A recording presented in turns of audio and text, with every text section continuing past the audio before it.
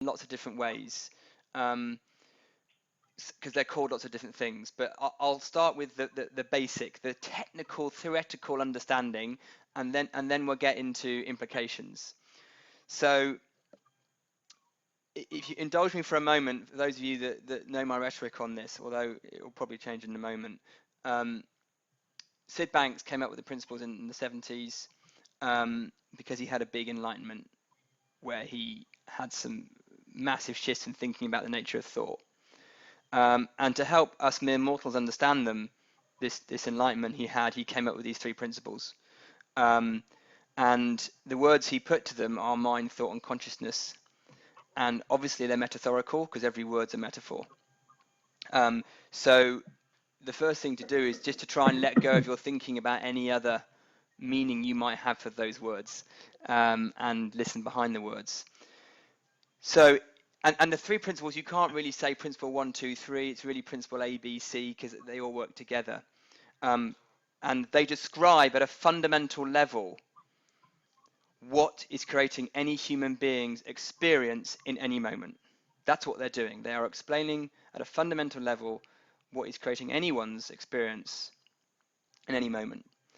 And mind is pointing to the principle, the constant, consistent, universal principle that the universe is made of energy, that energy is universal, and we're all made of it, and everything is made of it. So I'm made of it, you're made of it, the tree's made of it, the weather's made of it, even the space between my hands is made of it. It just comes up in different forms. And we're all connected by that energy, and it is one energy. And that energy seems to have an intelligence to it. And you can see that in nature everywhere. I mean, how does an acorn become a tree? I mean, there's DNA, or whatever the biological equivalent of that is for trees, but it seems to have an intelligence to it.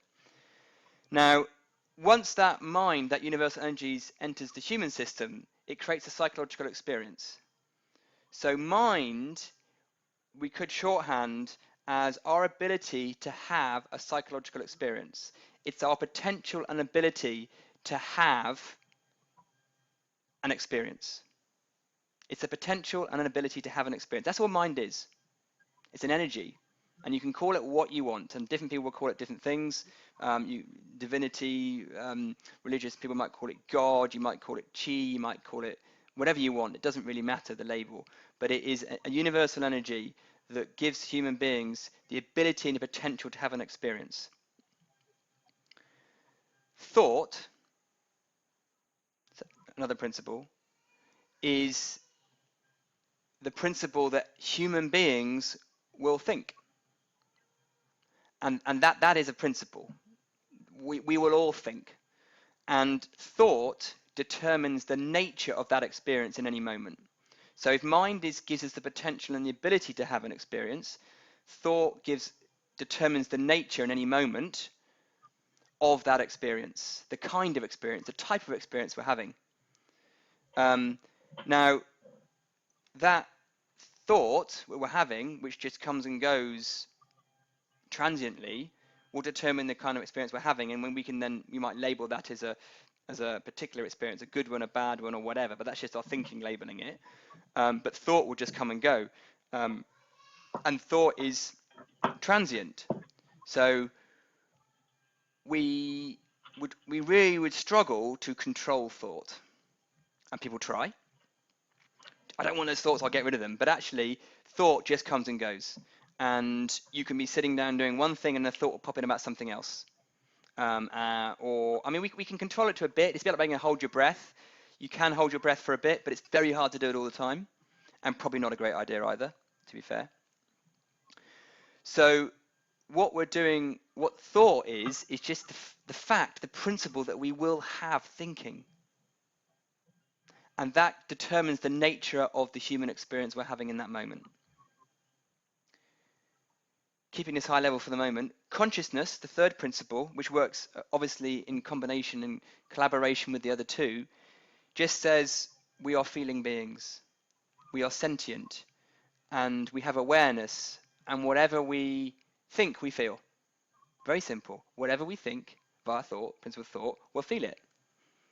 And that's the only place feelings come from, thought.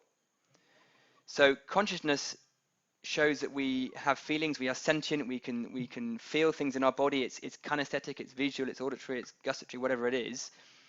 And the amount of consciousness that we happen to be in the moment will amplify or decrease the sensation or feeling we get from our thinking.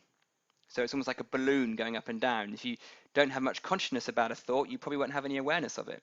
Well, you have invisible awareness. It'll be in your body, but you won't have any auditory dialogue, for example.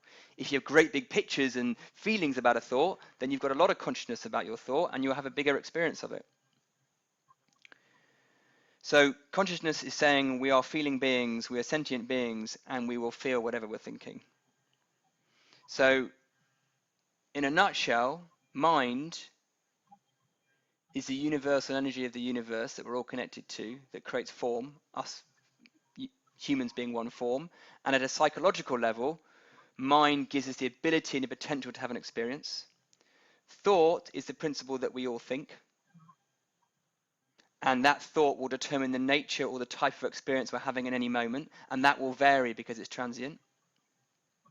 And consciousness says that we will feel our thinking, and we can feel our thinking, and we will have awareness of our thinking. And that consciousness goes sort of up and down, if you like, or left to right, doesn't really matter how you describe it. So that is the three principles at a technical level, using words. Now that may mean absolutely nothing to you, or something might resonate with what I'm saying there. Really, it's the implication of those principles that is the key thing for us to understand and realize, and for our clients to understand and realize.